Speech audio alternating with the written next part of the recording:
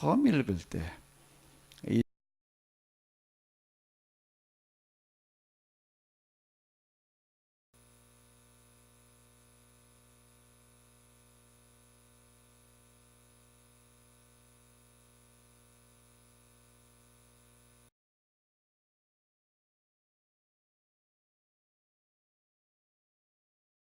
가면서 받은 인상은 뭔가 하게 되면은 성경이 뭐 이런 걸까? 난 성경이 세상에서 찾아볼 수 있는 가장 높은 차원의 무슨 교훈집, 뭐 명언집 이런 것일 줄 알았어요. 근데 성경 읽어보니까 순 이야기예요. 거의 대부분이 다 이야기로다가 기록이 돼 있다라고 하는 게 일단 좀 의아했습니다. 그건 왜 그런가 하게 되면은 유교나 불교의 경전들을 보게 되면은 그건 아니잖아요. 순 교훈집부터 이런 것들인데 성경에도 있다 하면 그런 책들 잠언 같은 게 좀 있기는 하지만은 대부분이 그냥 이야기인 거예요. 근데 이게 왜 이렇게 쓰여져 있을까라고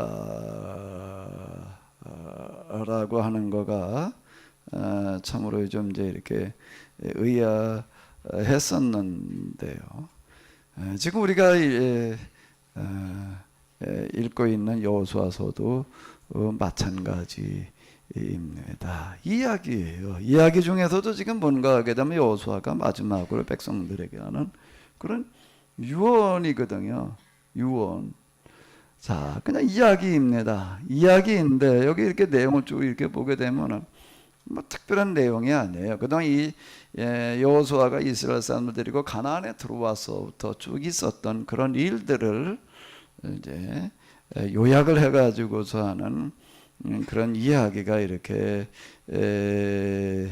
되겠습니다. 쭉 간단하게 지금 그렇게 쭉 얘기를 하고 있는 거예요. 하나님께서 우리들을 인도해 주셔서 우리가 이 땅에 들어와 가지고서 이렇게 땅을 차지할 수가 있지 않았느냐.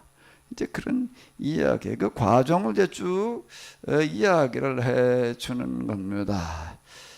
여호수아가 이 땅에 들어올 때 나이가 80이었는데 지금 이제 그가 110살에 이렇게 죽게 됩니다. 그러니까 30여 년 동안 있었던 그런 일들을 간단하게 지금 이제 쭉 정렬해 가지고서 하는 그런 이야기인데 그 이야기가 무슨 뜻인가 하게 되면 우리가 이렇게 봤던 것처럼 우리가 이 땅에 들어와 가지고 이렇게 땅을 차지한다라고 하는 거가 사실 불가능한 일이었는데 하나님께서 우리를 그와 같이 인도해 주시지 않았느냐라고 하는 그런 이야기가 이렇게 되겠습니다. 여호와께서 몸소 우리 편이 되셨기 때문에 엄청나게 많기도 하고 또 힘센 뭇 백성들을 몰아내 주지 않느냐 그런 얘기를 하고 있습니다. 그대들 가운데 한 사람이 싸우러 나간다 해도 원수들을 몇 명씩 당해냈다고요? 2명도 아니고 3명도 아니고 10명도 아니고 몇 명이요? 1000명씩 당해내지 않았소. 그것이 다 무엇이요? 여호와께서 이미 약속하신 대로 우리 편이 되셔서 몸소 싸우셨기 때문에 되었던 일이 아니요. 지금 이렇게 지금 이제 이야기를 하고 있습니다. 이거에 대해서 뭐 다 겪었던 일이니까 다른 이견이 있을 수가 없지요. 자, 그러면서 이제 이걸 쭉 과거에 있었던 일들을 이제 이야기해 놓고 나서 이제 당부를 하는 거예요. 그러니라고 하는 것은 뭔가 하면 하나님께서 우리를 이와 같이 인도해 주셨다라고 하는 것을 우리가 경험보다가 확인해 보지 않았냐. 그러니 온 몸을 다하고 온 정신을 다하여 우리 하나님 여호와를 사랑하시오. 이렇게 얘기를 하고 있습니다. 이제 하나님께서 가나안에 그 이끌어 들어가실 때 이렇게 보게 되면은요, 다시 한번 우리가 지도를 가지고 이렇게 보게 되면은요, 자, 이스라엘 사람들이 이제 가나안에 들어갈 때에 이제 이런 경로를 통해서 이렇게 이제 가나안에 들어갔습니다. 들어가 가지고 이제 여기에서 이제 이쪽 가나안 주로 이쪽 서쪽 사람들과 이제 많은 여러 이제 전쟁들을 이렇게 하게 됩니다. 이게 여리고에서뿐만 아니라 그 이후 이제 그 연합군들과 전쟁했던 어떤 그런 이야기들이 이렇게 되겠는데요. 또 이거 이제 전쟁이 주로 일어났던 그런 지역들을 이제 제가 지도에다 이렇게 표시를 해 놓은 거가 되겠습니다. 그런데 이제 하나님께서 가서 이스라엘 사람들에게 가나안 사람들을 다 죽이고 다 쫓아낸 게 아니었다라고 하는 겁니다. 가서 주로 저항하는 데에서만 전쟁이 있었는데요. 저항하지 않았던 곳들 그냥 남아있는 곳이 이렇게 많아요. 땅을 이렇게 분배를 해 주었다라고 하지만은 여기 그냥 이스라엘 사람들만 지금 살고 있는 게 아니라 가나안 사람들에게 같이 섞여 살고 있었다라고 하는 겁니다. 뿐만 아니라 이건 이제 그 가나안이라고 하는 땅은 생각보다 작습니다. 요단 서편 요쪽만 이렇게 따지게 되면은 우리나라 강원도 땅보다 조금 크다 이렇게 이야기를 해요. 지도만 놓고 보게 되면 이게 얼마나 큰 건지 감이 잡히지를 않는데 우리나라 강원도 땅보다 조금 더 크다라고 이렇게 생각을 하시면은 이렇게 됩니다. 생각보다 작은 땅이다라고 하는 겁니다. 그런데 이 가나안 내에도 가나안 부족들이 그대로 이렇게 남아 있었고 여기 이렇게 섞여 사는 거예요.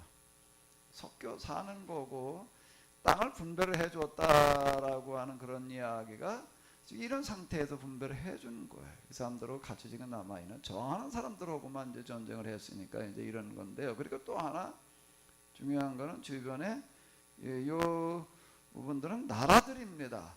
블레셋이라고 하는 나라가 이쪽에 또 이렇게 이제 여기 지중해 해변 쪽으로 이렇게 자리를 잡고 있고요. 블레셋이라고 하는 사람들은 본래 이 땅에 살고 있다는 사람들이 아니라 이제 다른 지역에서 이쪽으로 이주해 온 사람들이다라고 이야기를 하는데요. 이스라엘 사람들이 가나안에 들어가기 전에 이 사람들이 이미 이주를 해서 자리를 잡고 있었는데 이 사람들은 아주 이 외부에서 이주해 왔다, 해양 민족 배를 타고 이주해 왔다라고 하는 것 자체가 무슨 얘기인가 하게 되면은 전쟁 문화가 군사 문화가 많이 발전해 있었다라고 하는 그런 이야기가 되는 겁니다. 그 이후 이 블레셋 사람들 때문에 이스라엘 사람들이 이제 많이 시달리는 어떤 이제 그런 이야기들을 우리가 성경에서 이제 이렇게 많이 이렇게 볼 수가 있습니다. 이스라엘 사람들이 제일 힘들었던 사람들이 누군가 하면 블레셋, 그게 지금 팔레스틴이라고 하는 그런 단어 우리가 이제 매스컴에서 많이 이렇게 대하게 되는데요. 이스라엘 사람들이 예수님 사후 AD 70년에 계약을 지키지 않아 가지고 예루살렘에 멸망을 하고 이제 여기도 다 쫓겨납니다. 다 쫓겨나고 또 이제 외부인들이 와서 이렇게 살게 됐는데요. 아주 그냥 당시 로마인들이 로마라는 그런 나라가 지중해 세계 전체를 다 이렇게 지배하고 있었는데 그게 수많은 나라 수많은 민족들이 있습니다. 근데 어느 누구도 로마에 저항하지를 않았는데 로마의 통치를 다 이제 오히려 환영을 했기 때문입니다. 근데 끝까지 유일하게 저항하는 사람들이 유대인들이었어요. 그러니까 유대인들 아주 그들을 완전히 없애버리자. 그래가지고 그들이 살고 있는 땅의 이름을 뭐라고 붙여놨는가 하면 그들의 역사 가운데에서 제일 그들이 힘들게 했던 사람들의 이름으로다가 이렇게 부르게 했습니다. 그 이전에 유다라고 이렇게 불렀는데 유다라는 이름도 이제 없애버려라. 이래가지고 그걸 뭐라고 부르겠는가 하게 되면 블레셋이라고 이렇게 부르게 했어요.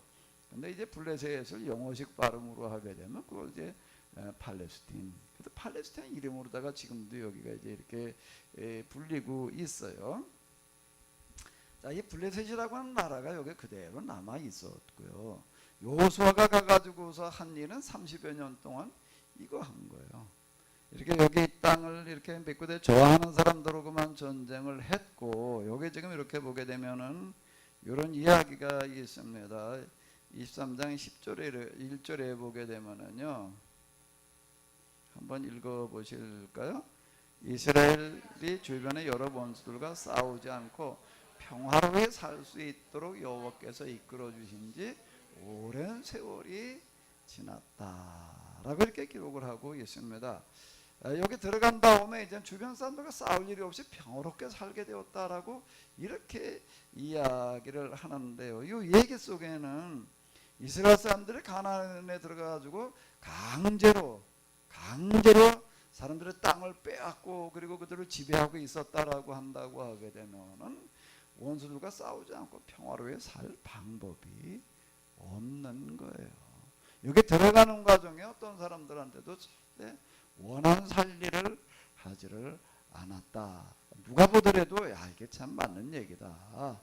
이 사람들이 이 땅에 들어오는 것은 우리 땅을 빼앗거나 점령하고 지배하려고 하는 게 아니라 우리의 어려운 문제들을 해결해 주려고 온 사람들이었다. 단지 여기 전쟁이 있었던 것은 여기에도 저항하는 그런 사람들 때문이었다라고 이렇게 받아들였기 때문에 이게 평화가 있는 거죠.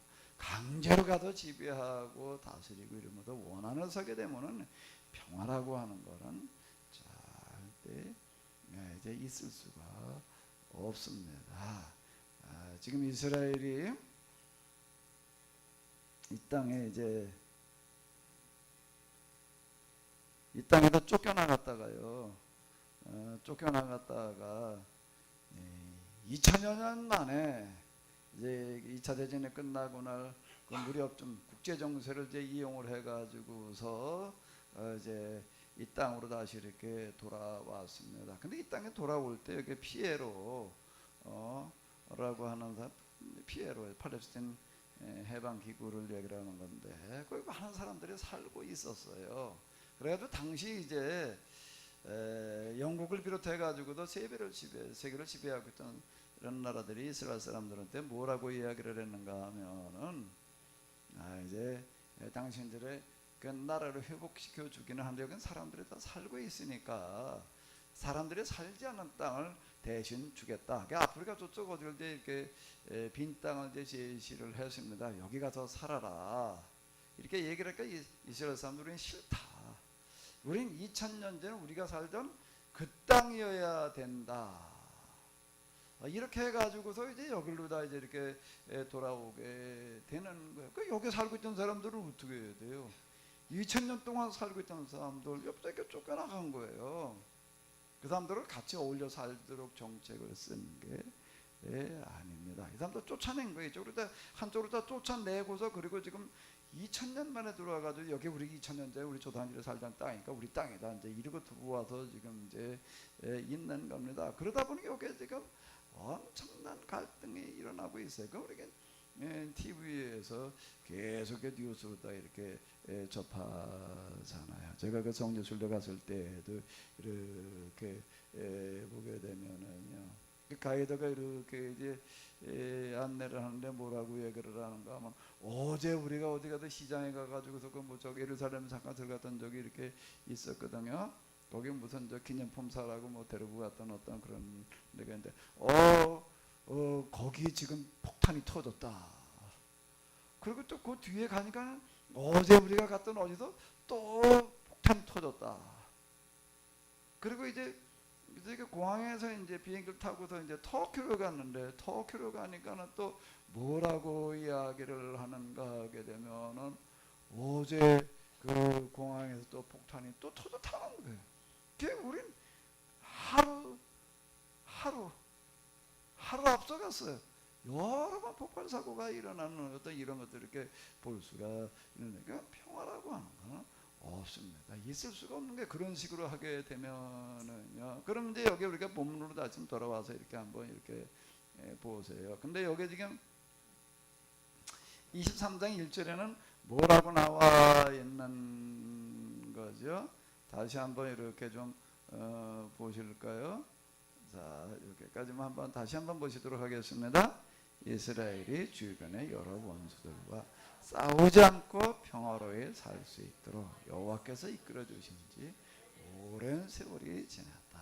그러니까 이 들어갈 때 우리가 얼핏 보게 되면은 가도 이스라엘 사람들이 그냥 잔인하게 가나안 사람들 다 죽이고 빼앗고 뭐 이제 이루고 있는 것처럼 느껴지지만 전혀 그게 아니었다라고 하는 것을 이제 우리가 알 수가 있습니다. 그런데요, 여기 이제 지금 23장에서 여기 얘기하는 거 지금 여호수아가 강조하는 그런 이야기가 무슨 얘기인가 하게 되면은, 자, 하나님께서는 어떻게 하셨는가 하게 되면은 가나안에 있었던 7 부족들도 여기 그대로 이렇게 남겨두셨을 뿐만 아니라 주변에 이게 블레셋이라거나 이런 나라, 또 밑에 무슨 나라가 있죠? 에돔, 모압, 암몬, 또 뒤로 올라가기 전에 베니키아 그냥 제가 이렇게 나왔는데 이제 두로와 시돈, 이제 성경에서도 우리가 이렇게 말이 만나게 되는 두로와 시돈, 또 이제 오른쪽으로 가게 되면 이제 아람이라고 하는 그런 나라가 이제 이렇게 등장을 하게 되는데요. 이쪽 뒤쪽으로 가게 되면 이제 우리가 지난주에 봤던 것처럼 미디안, 이런 사람들이 여기 그대로 남아 있었어요. 남아 있어서 이 사람들은 다 문화를 몰아내거나 뭐 이런 게 아니라 그냥 놔두는 거. 이제 그동안에 거기에 들어가서 이제 너희가 그들과 같이 섞여 살아라. 섞여 살아라. 그게 하나님의 뜻이고 방법이었다라고 하는 겁니다. 아멘. 섞여 살아라. 아멘. 네, 섞여서 서로 어울려서 살아가야 된다. 왜 그런가 하면 그게 하나님의 방식이에요. 우리가 잡초라든지 이런 걸 이렇게 보도록 해도 한 가지만은 살 수가 없습니다. 세상 그 어떤 것도 혼자서는 살 수가 없는 거예요. 하나님께서 만들어 놓으신 법의 원리는 같이 어울려서 살 수 있도록 그렇게 만들어 놓으신 거다라고 하는 겁니다. 그 식물의 세계, 뭐 녹색 동물이라고 하는 뭐 그런 거 다큐멘터리가 있더라고요. 아니 녹색 식물이에요? 녹색 동물이에요? 녹색 식물이라고 그래야 돼요? 녹색 동물이라고 그래야지 돼요? 녹색 식물이지 어떻게 식물이 동물이야? 근데 거기 보니까 녹색 동물이라고 이렇게 제목을 붙여놨어요. 그럼 무슨 소린가 그랬더니요, 안에 식물들도 그 두뇌가 엄청 뛰어나더라고요. 그 생각이, 어떻게 저런 생각을 할까? 정말 놀라워요. 그렇게 이렇게 보게 되면 다 이렇게 어울려서 같이 살게 되어져 있다라고 하는 겁니다. 이게 싹 쓸어내고 그냥 너희만 살아라 그 얘기가 지금 전혀 아니었다라고 하는 겁니다. 그런 가운데서 지금 이제 여호수아가 하는 이야기예요. 하는 이야기인 즉 뭔가 하게 되면 여기서 이제 이 사람들하고 같이 이렇게 어울려서 살아갈 수밖에 없는데, 아주 간단한 얘기는 이런 겁니다. 너희는 그들에게 영향을 받지를 말고 어떻게 하는 사람들이라는 거예요? 영향을 주는 사람이 되어라. 이렇게 얘기를 하는 거예요. 이제 서로 시집장가 가지 말라는 그런 얘기가 오늘 우리가 생각하는 것처럼 그냥 덮어놓고 결혼하지 말라는 그런 이야기가 아니라 영향 받지 말아라라는 이제 그런 이야기가 이렇게 되는 거예요. 그러니까 고대에는 결혼을 하게 되면은 어떻게 하게 되어지는가 하면 지참금이라는 것도 가지고 오게 되어져 있고요. 그리고 또 모두 가지고 오게 되어져 있는가 하게 되면은 그 사람이 믿고 있던 그 집안의 신을 그대로 가지고 와서 믿게끔 되어져 있어요. 우리가 야곱의 이야기 이렇게 보게 되면 그게 삼촌의 집에 가가지고서 이제 이렇게 이제 살게 되는데, 그런데 이 삼촌의 딸들과 이제 이렇게 결혼을 하게 됩니다. 야곱은 하나님을 믿어요. 야곱은 하나님을 믿는데 그가 이제 집으로 돌아올 때 이렇게 보게 되면 그의 아내들이 어떻게 하는가 하게 되면 그 아버지 집에서 오면서 뭘 가지고 오지요?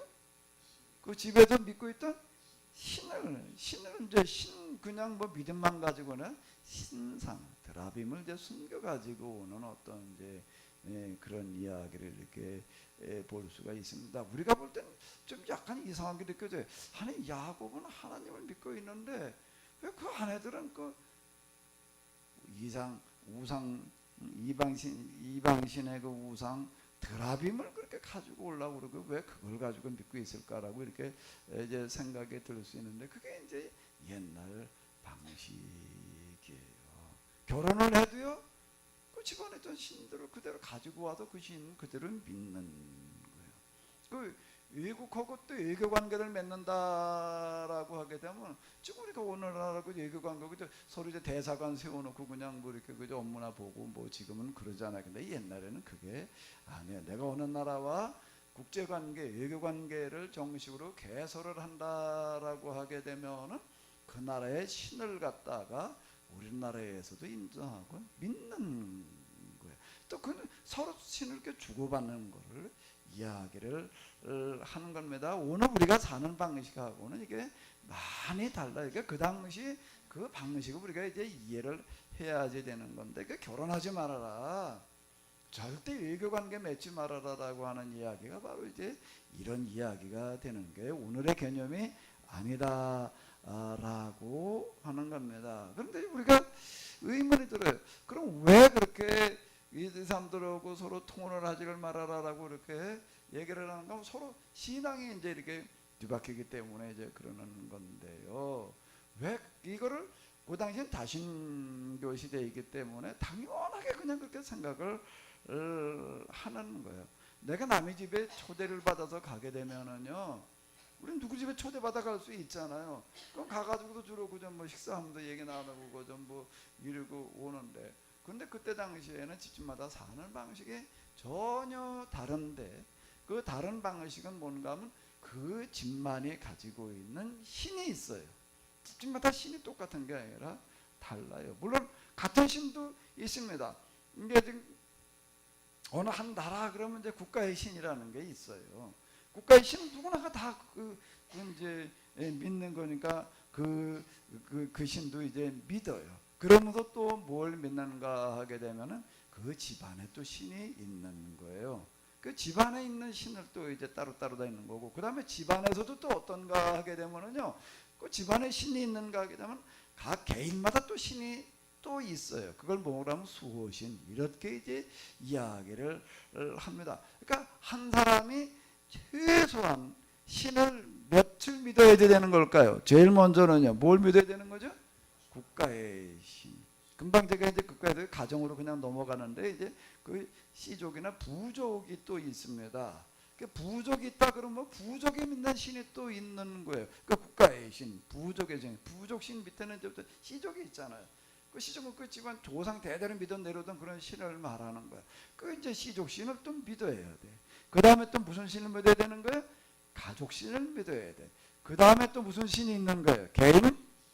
그러면 최소한 신은 몇쯤 믿어야 되는 거죠? 5이야.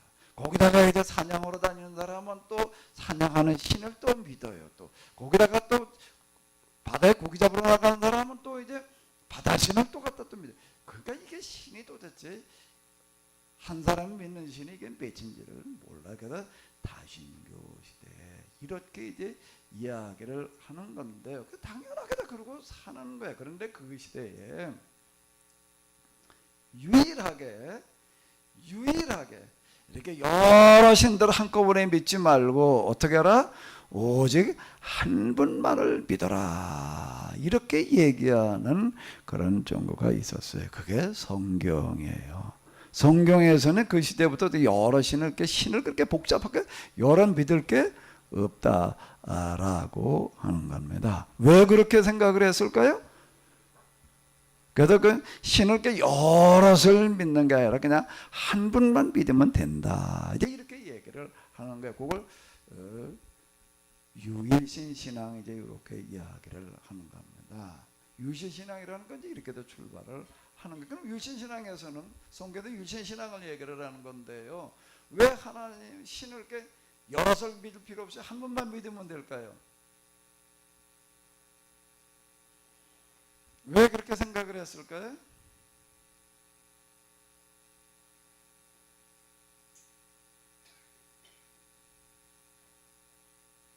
자, 여기서 이제 이렇게 보시다시피 신화의 시대가 다신교 시대인데요.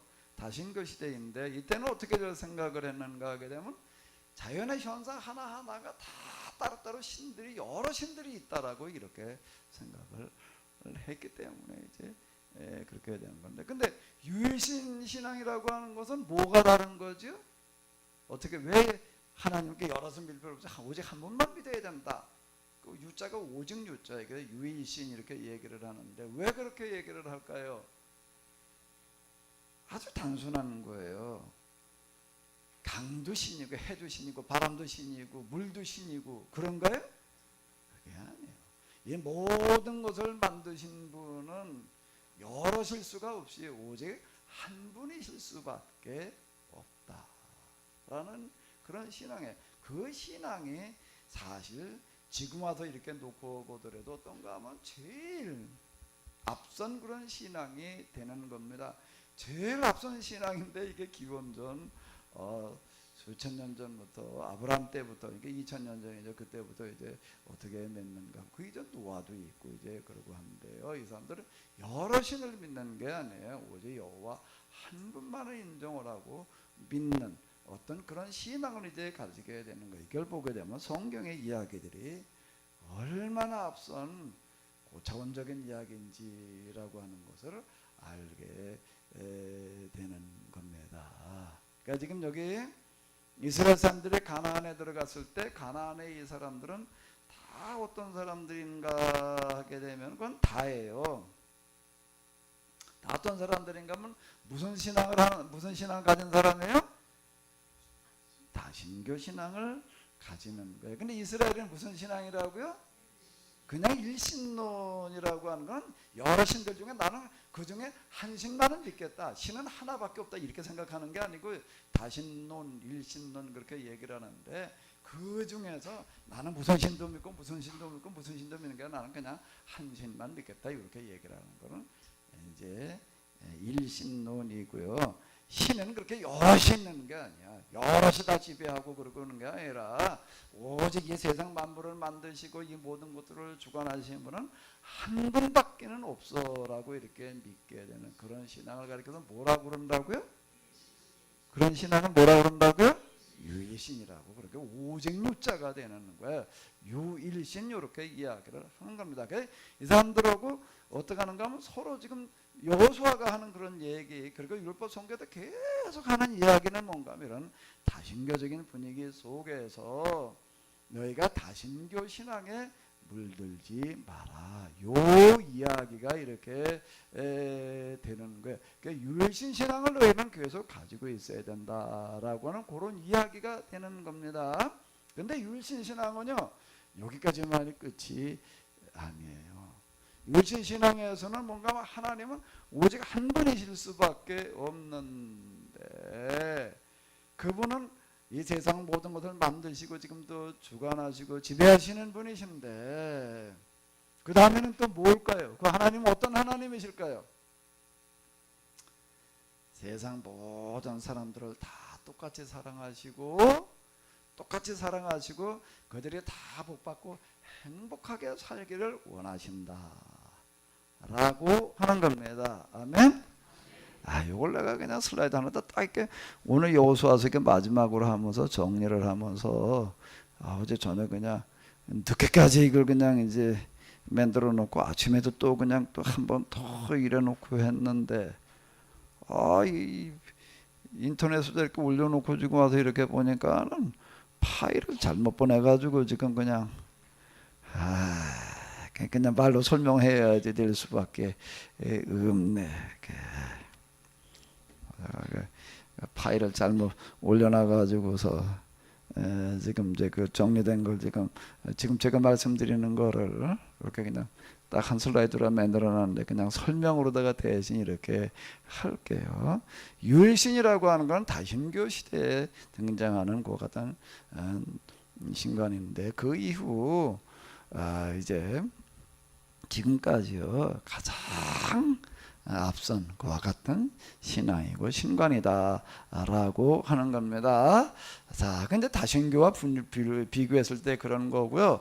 또 하나는 뭔가 하게 되면 다신교에서는 뭔가 하게 되면 이런 거예요. 다신교의 신들은 세상 모든 사람들이 다 복받고 잘 살기를 바라는 그런 신이 아니에요. 어떤 신인가 하게 되면은 자기를 열심히 잘 믿는 사람에게 복 주는 신이에요. 신앙이 그런 겁니다. 신에 대한 이해가 내가 이 하나님을 잘 믿으면은 제가 여기 이제 다시 요걸 가지고 이제 설명을 해보게 되면은 신화 시대라고 하는 게 그런 거예요.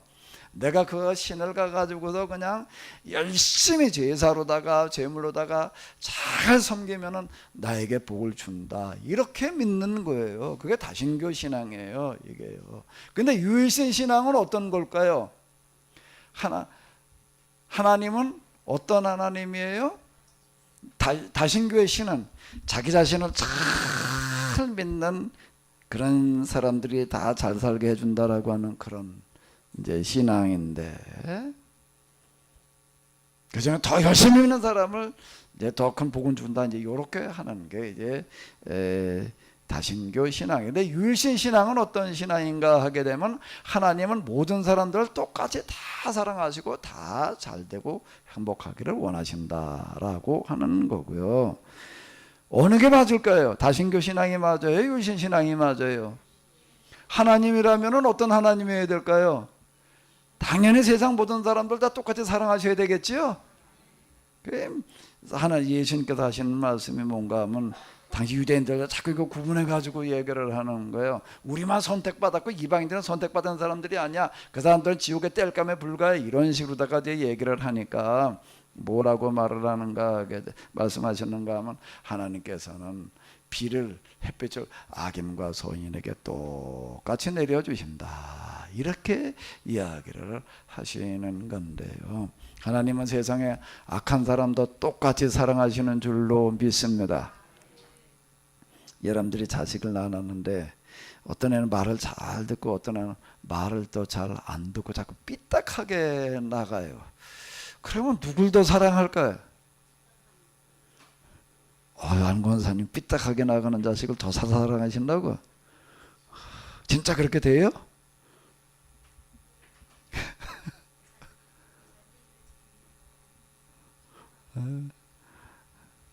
더 부모 입장에서는 더 가슴 아프고 더 자기가 하는 거는 지금 잘못 가고 있는 자식인 거예요. 자, 똑같이 하나님께서는 모든 사람을 사랑하시고 다 복받기를 원하시는 줄로 믿습니다. 그게 이제 유일신 신앙이에요. 그래 유일신 신앙은 그걸로 끝나는 얘기가 아니에요. 그 모든 사람을 똑같이 사랑하시고 다 복받기를 원하시는데, 근데 그 하나님은 어떻게 하신다는 거예요? 그래서 어떻게 하신다고요? 그냥 네가 알아서 다 복받고 잘 살아라 그냥 그렇게만 얘기하시고 끝나나?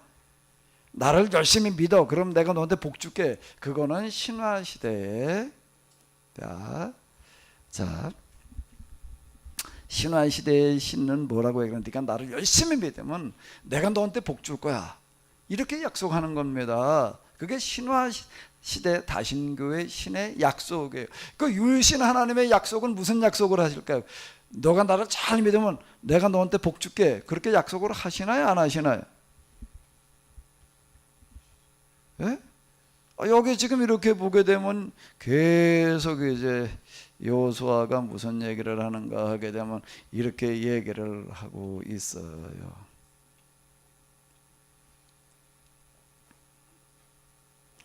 자, 여기 이렇게 보게 되면 이제 여호와만을 사랑하라는 그 구절이 어디 있었나? 이렇게 보게 되면 그러니 온 몸을 다하고 온 정신을 다하여 우리 하나님 여호와를 사랑하시오. 그러나면 하나님께서 여러분들을 이끌어 주실 것이요, 약속하신 약속대로 다 이루어질 것이요, 이렇게 얘기하는 게 있습니다. 이건 뭐가 다른 걸까요? 성경에도 이렇게 얘기하는 거고, 하나님 말씀대로 살면, 하나님을 잘 믿으면 하나님께서 복 주시겠다고 그렇게 얘기하는 것과 이게 잘 구분돼야 되는 겁니다. 잘 구분돼야 되는데, 다신교에도 그 신이 네가 나를 잘 섬기면 내가 너한테 복 주겠다라고 얘기하는 거고, 뭐가 다를까요? 같을까요, 다를까요? 일단 같을까요, 다를까요? 같아요? 달라요? 뭐가 달라요? 김사랑 군사님이 자신 있게 다르다고 그러셨는데 뭐가 다르지?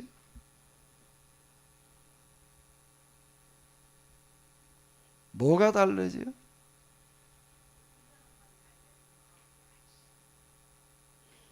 지금 인터넷으로 들으시는 분도, 저 미국에서도 지금 이거 이 시간에 틀림없이 듣는 분이 있는데, 그렇게 얘기를 해가지고 미국까지 안 들릴 것 같은데. 예? 자,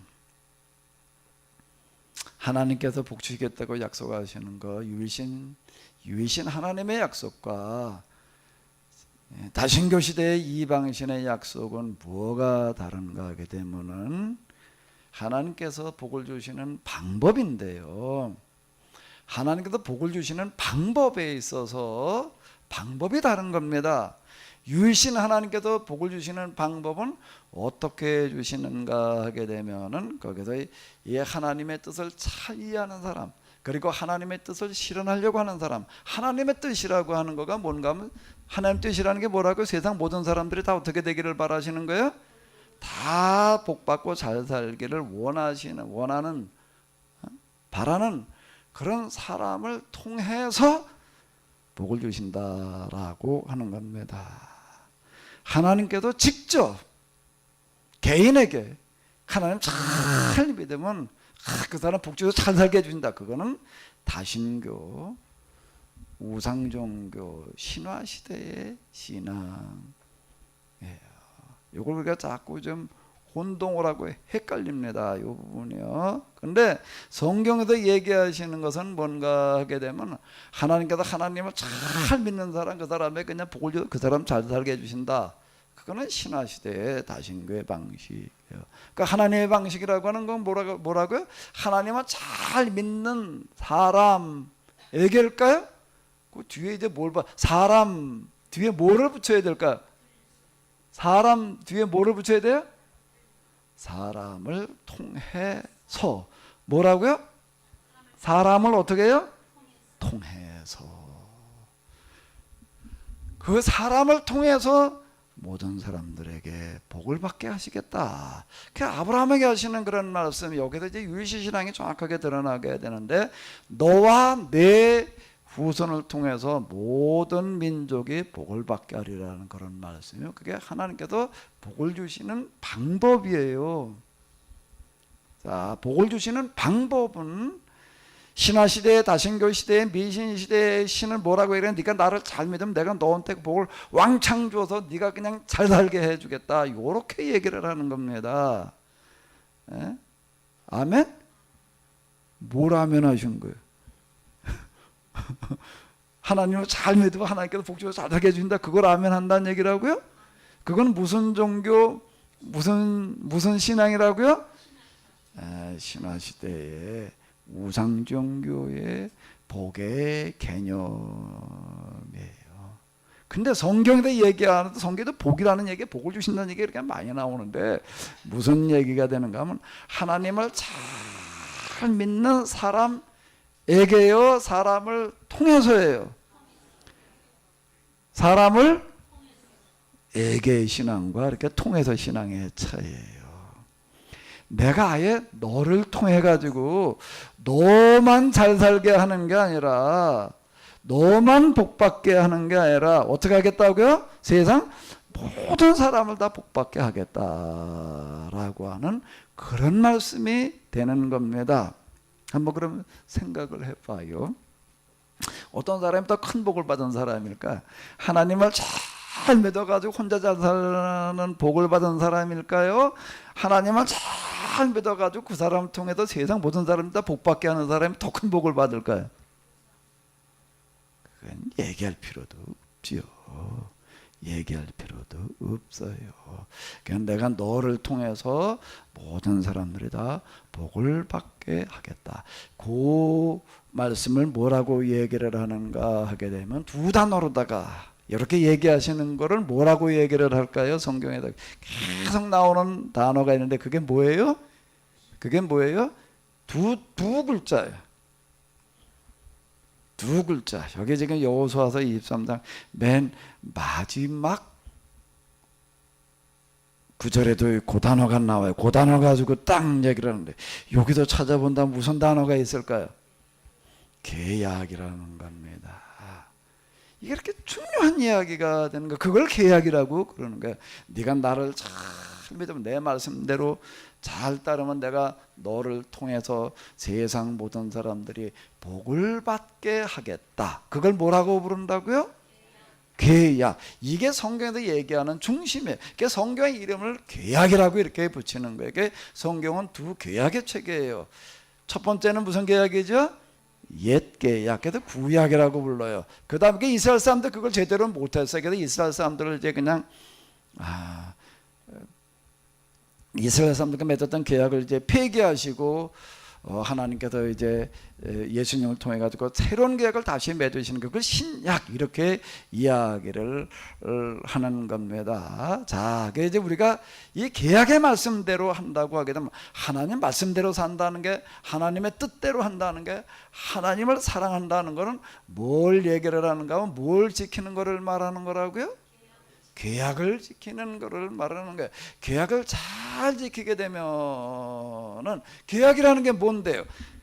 네가 나를 잘 섬기게 되면은, 내 뜻을 잘 이해하고 잘 깨닫고 그대로 살려고 한다고 하게 되면 내가 너를 통해서 세상 모든 사람들이 뭐 하게 하겠다? 복 받게 하겠다. 네가 복을 받게 해라가 아니에요. 복을 받게 하겠다라고 이렇게 얘기를 하시는 거예요. 거기에 그걸 이제 내가 너와 함께 하신다는 이야기가 여기에 해당되어지는 이야기예요. 개인에게 얘기하는 게 아니라 다시 우상종교식으로다가 신화적인 신앙으로 이해할 수가 있어요. 내가 하나님을 잘 섬기면 하나님께서 나에게 함께 하시고 나에게 복을 주신다. 그렇게 얘기를 하게 되면은, 그렇게 이해를 하게 되면은 무슨 신앙이 되는 거라고요? 여기서 이렇게 보게 되면요, 신화시대의 신앙이 되는 게, 그게 율법. 여기서 얘기하는 거는 그런 신앙이 아니다라고 하는 겁니다. 여기에 유일신 신앙이라고 이렇게 얘기를 이제 여기서 다시 좀 정리를 해 놓는데, 지금 바로 이제 그런 이야기가 되는 겁니다. 네가 이 말씀대로 한다라고 하게 되면 하나님께서 이렇게 말씀하시니 내가 너와 함께 하리라. 네가 하는 모든 일에 내가 복을 내려 주리라.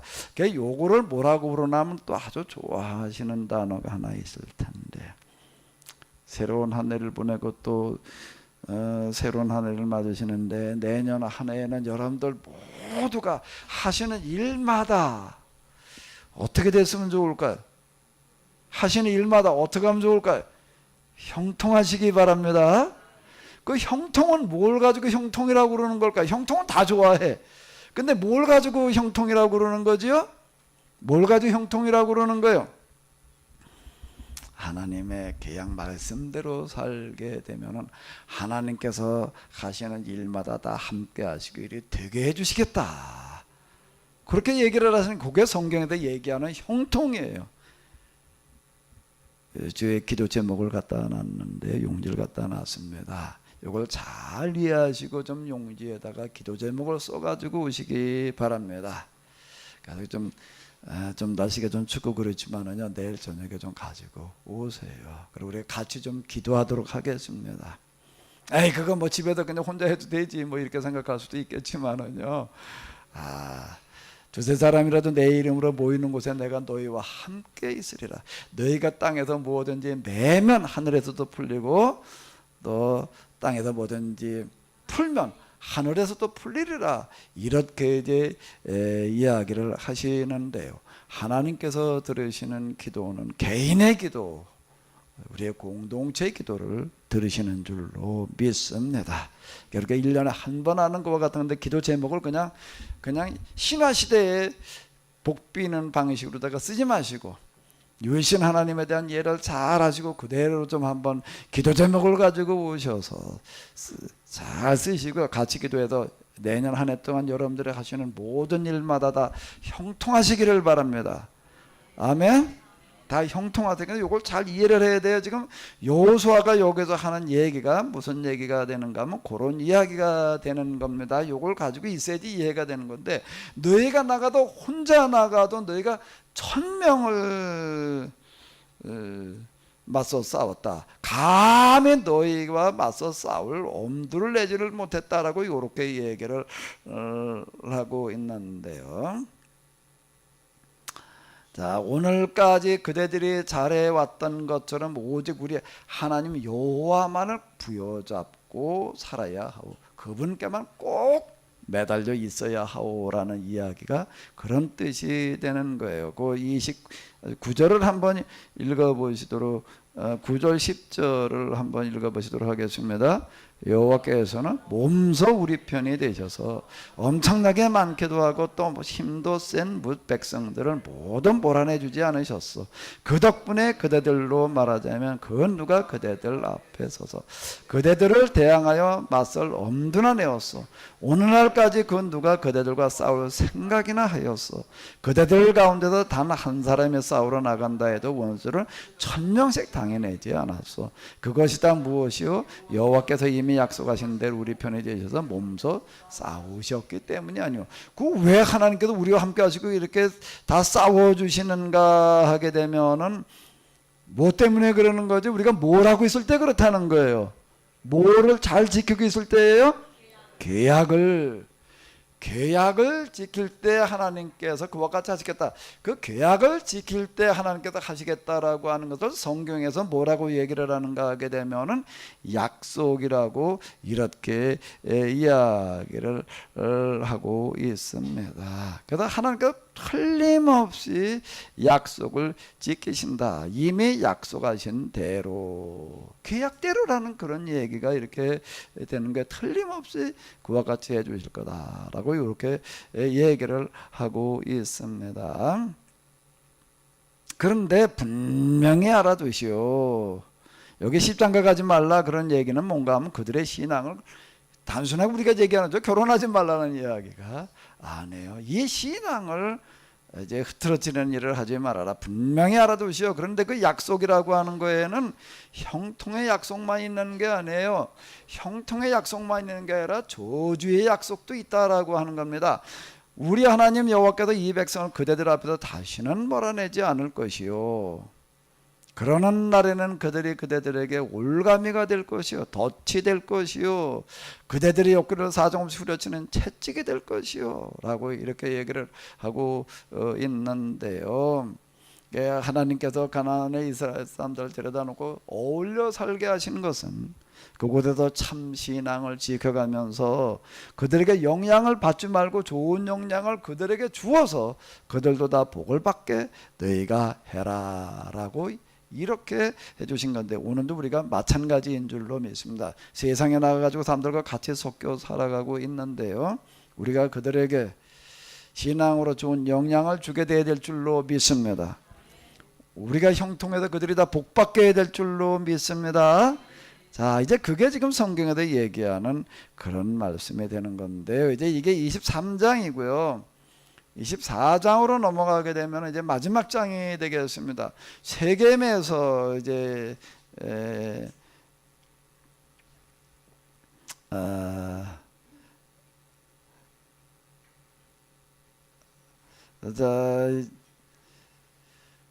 이스라엘 사람들과 이제 약속을 다시 이제 맺게 되는데요. 이거를 다 읽어 오셨죠? 다 읽어 보셨죠? 대답이 없으시네. 자, 이걸 지금 다 읽으려면 시간이 걸리는데, 자, 1절만 한번 이렇게 여기까지만 한번 이렇게 보시도록 하겠습니다. 여호수아는 세겜으로 이스라엘 지파 사람들을 불러 모았다. 뿐만 아니라 이스라엘의 울러들과 지도자들과 재판장들과 사무관들도 함께 소집하였다. 이들이 이렇게 모두 모여 하나님 앞에 나오자 여호수아가 온 교회에게 말하였다. 내가 오늘 아침에도 대명에 이렇게 오니까 김순 장로님하고 우금미 집사님이 이렇게 거기 기다리고 계시더라고요. 집에서 몇 시에 나오셨냐고 여쭤봤더니 우리 장로님이 7시 좀 넘어서 나오셨다. 한 2시간을 걸려가지고 여기 이렇게 이제 이렇게 오시는 게 우금미 집사님도 마찬가지고 참 쉬운 일이 아니죠. 그러니까 매주 최소한 한 번 또는 2-3번 이렇게 나온다는 거가 평생 그렇게 나온다라고 하는 거가 이게 참 적은 일이 아니에요. 어느 종교에서도 신앙생활을 이렇게 하는 데는 없습니다. 여기는 왜 그런가 하면 성경을 똑바로 우리가 알고 하나님을 똑바로 믿어야 되기 때문에 이런 방식을 이제 우리가 동원을 하는데요. 교육도 이런 교육을 받는 데는 없어요. 평생 동안 이렇게 교육을 받는 건데 우리가 성경을 좀 똑바로 알아야지 되는데 제가 미리 거기 이렇게 좀 써놓습니다. 다음에 이제 다룰 때니까 좀 읽고 생각을 해가지고 오시기 바랍니다. 그래서 성경을 좀 잘 깨닫고 빨리 여러분들 모두가 다 형통하는 사람들이 되시기 바랍니다. 자, 여호수아가 세겜으로 이스라엘 사람들을 모았다라고 하는 거예요. 세겜이 어디였지요? 세겜이 어디였어요? 이 지도 가운데서 이렇게 보게 되면은 이스라엘 사람들이 이제 이렇게 가나안에 쭈루루 이렇게 들어가 가지고도 제일 먼저 신명기에 보게 되면 이스라엘 사람들 데리고 어디로 가는가 하게 되면 그리심산과 에벨산으로 가라. 그래서 이제 그리심산에는 축복을 선언하고 에벨산에는 저주를 선언을 해라. 그리고 거기다 이제 돌무더기다가 이게 기념비를 세워놓고 그러는 이야기가 나오는데. 그 자리가 바로 세겜이라고 하는 것입니다. 그린심산과 에발산 사이를 세겜. 그러니까 이스라엘 사람들이 이제 계속 세겜의 이야기가 그 이제 계속 나옵니다. 이스라엘 사람들 가나안에 들어가가지고 지금 어디가 지휘본부 중앙이었는가 그다음에 세겜이에요. 왜 그런가 하면 여기가 바로 이제 그런 맹약을 맺었던 그런 곳인데 여기로 다시 이제 이렇게 모으는 거예요. 여기 온 지도자들을 모아가지고 여기도 다시 한번 이제 약속을 맺는 그런 일들을 이제 마지막으로 여호수아가 이제 죽기 전에 하는 그런 이야기가 이제 여기 나오고 있습니다. 23장에 나중에 이제 나이가 많아가지고 이제 갈 때가 되었다. 이제 마지막으로 하는 것과 같은 그 이야기가 24장의 이야기가 되는 건데요. 자, 그럼 여기 이렇게 보게 되면 이제 그들 앞에 하나님에게 여호수아가 온 결회에게 말하였다라고 하는 건데 여기 이 얘기로부터 시작을 하는 거예요. 옛날 우리 조상들이 저 유브라데 건너편 아브라함의 이야기가 되는 건데 갈대아 우르에 살고 있을 때는 하나님을 아직 믿고 있지 않았다라고 하는 겁니다.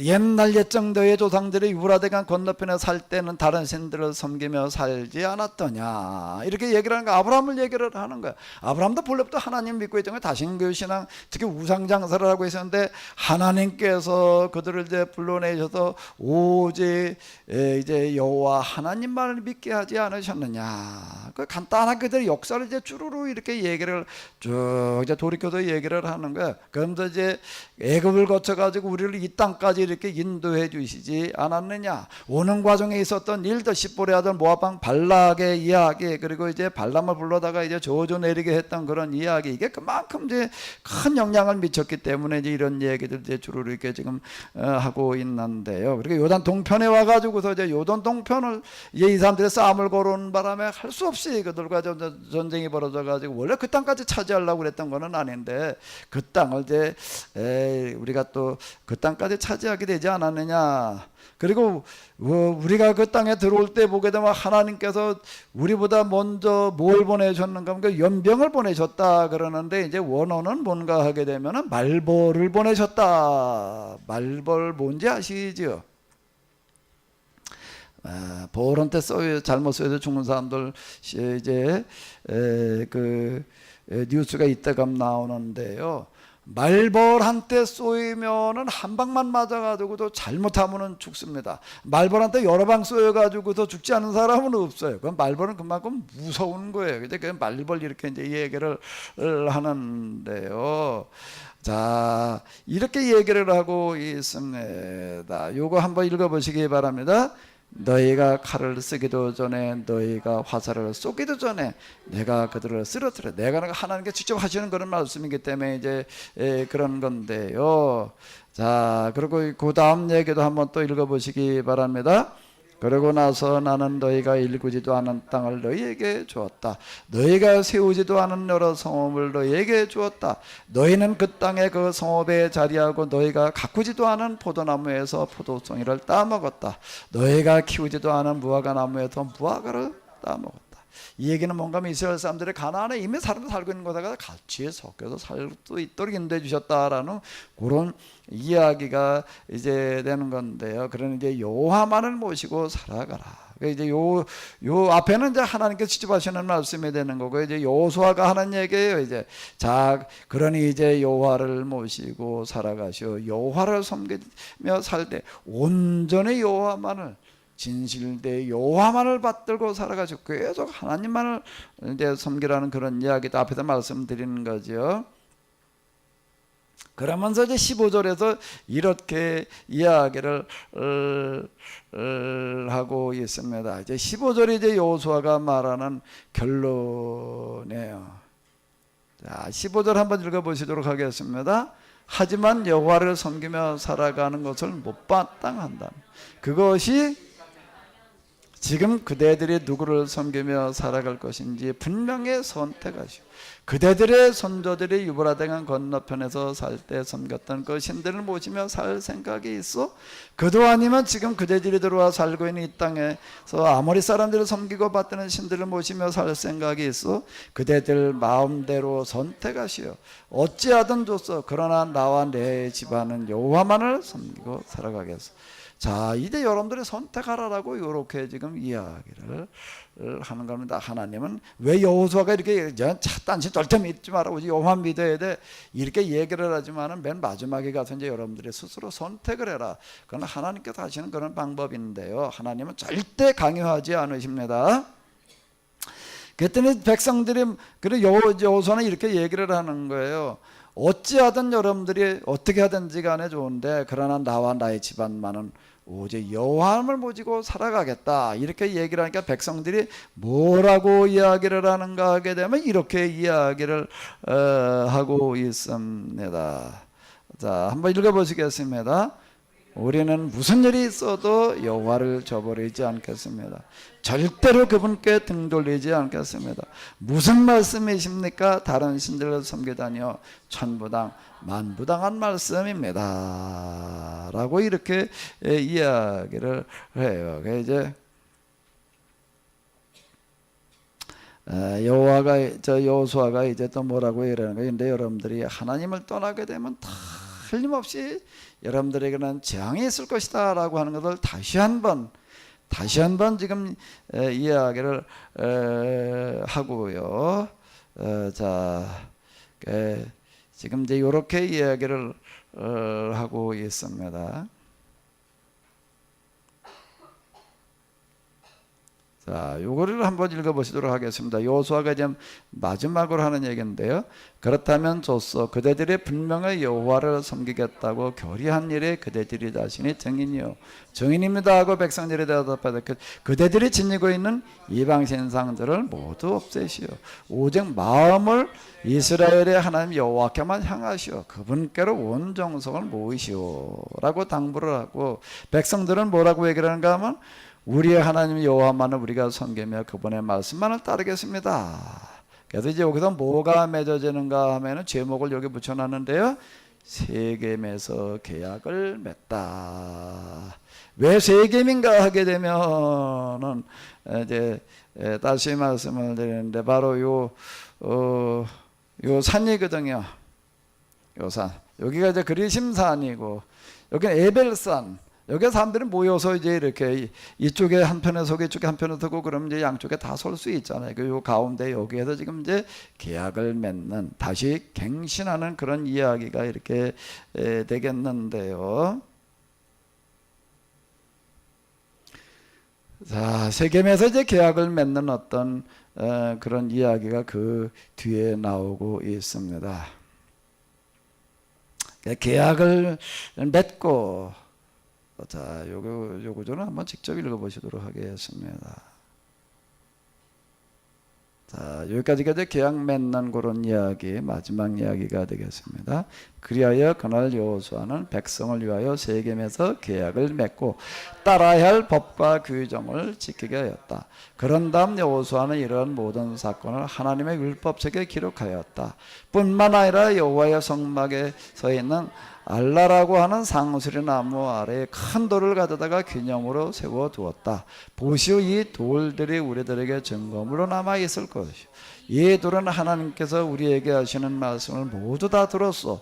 그대들이 하나님께 결코 등 돌리지 못하도록 그대들에게 분명히 증거물로 남아있을 것이요, 여호수아는 이렇게 온 백성들에게 선포하고 나서 백성들을 각자 사는 곳으로 돌려보냈다. 그렇게 여호수아가 이제 10살에 죽었다라고 하는 이제 그런 이야기가 나오고 있고요.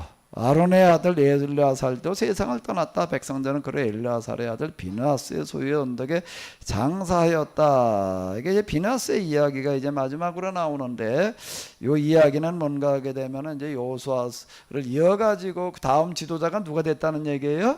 비느하스가 이제 대제사장이 되어서 그 일을 수행을 했다라고 하는 이야기가 되는 건데, 레위지파 사람들을 구별을 해가지고서 이제 하나님의 일을 맡도록 했습니다. 그 중에서 아론의 후손들에게 제사장을 맡겼어요.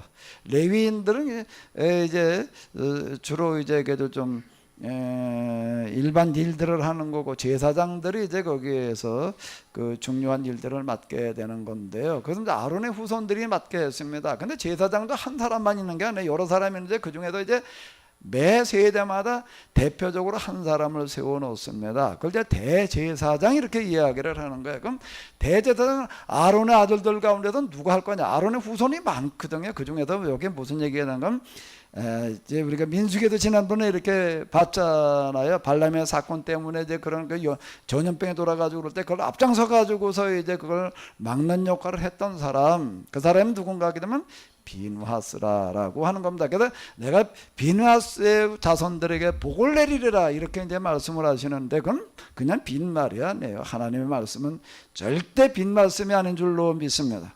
그대로 되는 줄로 믿습니다.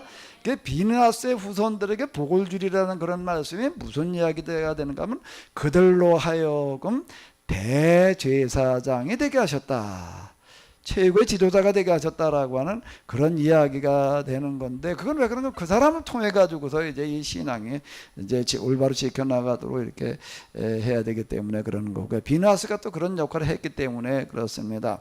우리 하나님은 지금도 살아계신 줄로 믿습니다. 아멘. 그리고 하나님 앞에 나와서 우리가 하는 그런 계약의 말씀대로 덮어놓고 그냥 열심을 냈다고 해가지고 되는 게 아니에요. 자칫 우리가 열심을 내는데 어떻게 하는 방식으로 할 수가 있는가 하면, 신화적인 방식으로 열심을 낼 수가 있습니다. 신화적인 방식이 아닌 율신종교의 방식으로, 율신종교의 방식으로 우리가 최선을 다하게 되면 하나님께서는 틀림없이 우리와 함께 하시는 줄로 믿습니다. 그래서 그 함께 하시고 우리의 일을 어떻게 되게 하신다고요? 어떻게 인도해 주신다고요? 형통하게 하시는 줄로 믿습니다. 아멘.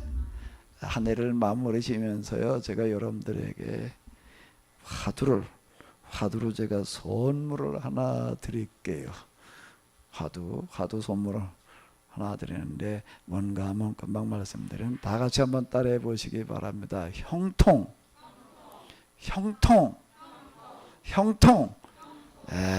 형통하는 그런 새로운 한 해 꼭 맞으시기 바랍니다.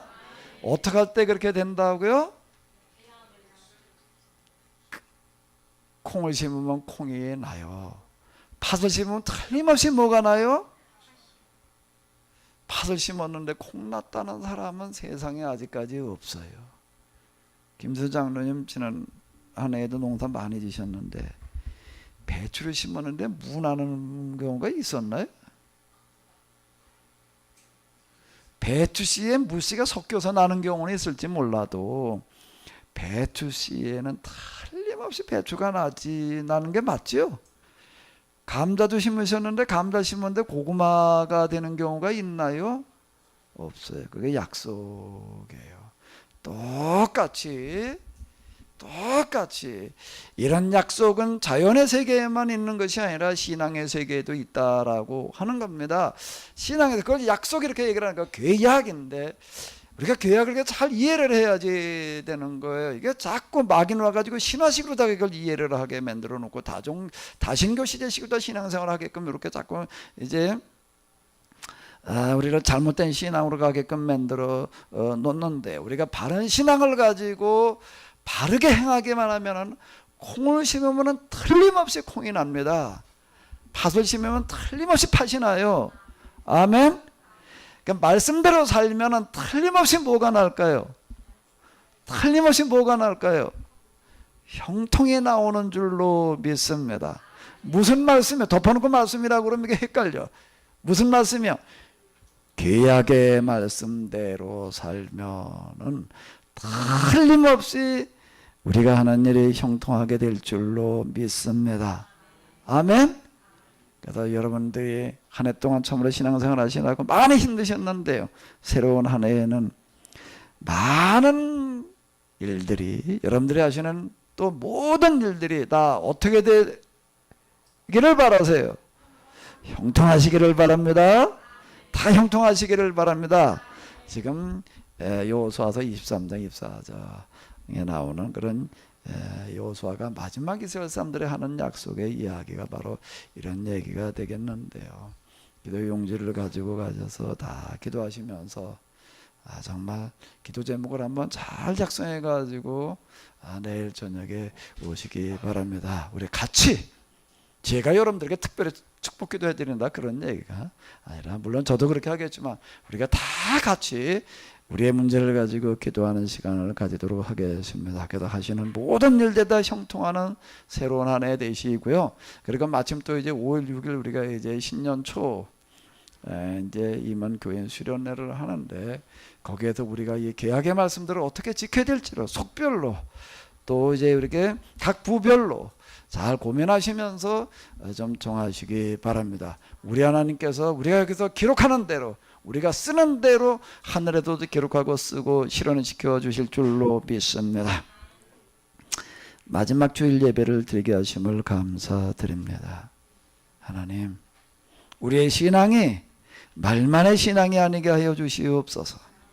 그냥 하나의 의식적인 습관이 되어져 버리는, 문화와 전통이 되어져 버리는 그런 종교 생활이 아니게 하여 주시옵소서.